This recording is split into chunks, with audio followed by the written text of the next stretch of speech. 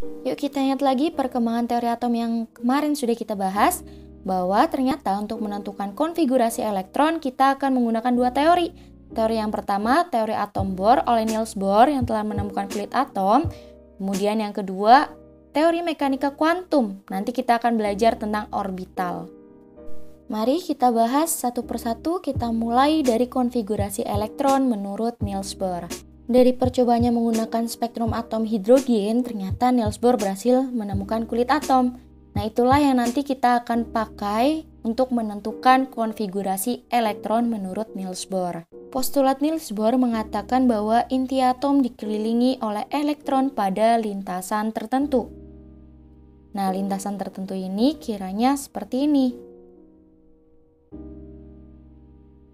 Kulit atom tersebut memiliki penomoran seperti kulit pertama, kedua, ketiga, keempat, dan seterusnya. Nah, untuk nomor kulit yang pertama, nanti kita sebut sebagai kulit K.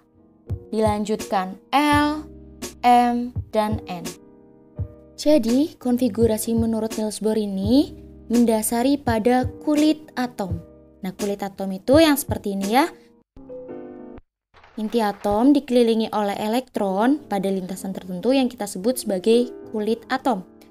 Kulit atom ini bisa bertambah jumlahnya, dan di setiap kulit atom ini memiliki kapasitas maksimal untuk elektron berada di lintasan tersebut.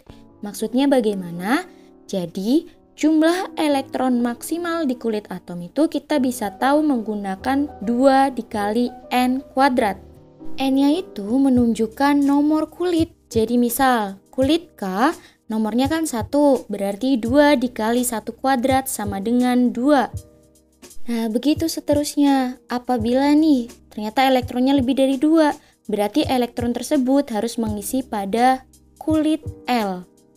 Hal itu berlaku untuk kulit-kulit yang berikutnya juga ya.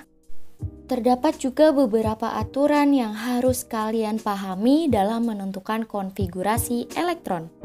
Aturan yang pertama nih, elektron di kulit terluar atau kita sebut sebagai elektron valensi itu nggak boleh lebih dari 8 elektron. Kalau lebih, berarti dia harus berpindah ke kulit yang berikutnya. Seperti itu. Yang kedua, untuk menentukan periode suatu unsur, kita melihat jumlah kulit atomnya. Yang ketiga, golongan suatu unsur kita bisa menentukan dari melihat jumlah elektron valensinya. Yang dimaksud periode dan golongan itu seperti apa? Nah, kita lihat ya. Silakan kalian coba lihat dan amati tabel periodik unsur yang kalian miliki. Nah, yang mendatar ini yang kita sebut sebagai golongan. Contoh dari golongan, misal golongan 1A, 2A, 3A, dan seterusnya sampai pada 8A. Kemudian untuk yang ke bawah ini kita sebut sebagai periode. Seperti periode 1, 2, 3, 4 sampai pada periode ke-7. Nah, poin-poin aturan tersebut yang harus kalian pahami apabila akan menentukan konfigurasi elektron dengan menggunakan teori atom Bohr. Untuk memperkuat pengetahuan kita langsung saja masuk ke latihan soal. Untuk contoh soalnya, Ibu akan menggunakan atom helium dengan nomor atom 2. Nah, kita harus menentukan konfigurasi elektron, periode, serta golongan dari unsur tersebut ya. Konfigurasinya berarti di kulit K sebanyak 2 elektron, karena atom He hanya memiliki nomor atom 2. Nah, untuk menentukan periode gimana? Nah, periode kita lihat dari jumlah kulit atomnya. Kita lihat di situ kulit atomnya hanya K. Berarti He itu ada pada periode 1. Berikutnya kita akan menentukan golongan. Kalau mau menentukan golongan, kita cukup melihat elektron valensi atau elektron yang terletak pada kulit terluar. Berarti He terletak pada golongan 2A. Nah, ini ingat-ingat ya kalau 2 itu diperoleh dari elektron valensi, yaitu elektron yang terletak pada kulit terluar. Untuk soal yang berikutnya, Ibu akan menggunakan atom fosfor atau lambang atomnya F dengan nomor atomnya 9. Berarti konfigurasi elektronnya dimulai dari kulit K ya, sebanyak 2 elektron. Berikutnya, menempati di kulit L. yaitu sebanyak 7 elektron, karena F itu hanya memiliki nomor atom sebanyak 9. Ingat, setiap kulit itu memiliki kapasitas maksimal elektron, sehingga kalau jumlahnya kurang dari maksimal tersebut boleh. Seperti di situ kan L hanya terisi oleh 7 elektron saja. Nah, sekarang kita akan menentukan periode dan golongan dari unsur fosfor ya. Untuk periode ingat, kita lihat jumlah kulit atomnya. Fosfor hanya mengisi pada kulit atom K dan L. Jadi, fosfor terletak pada periode kedua.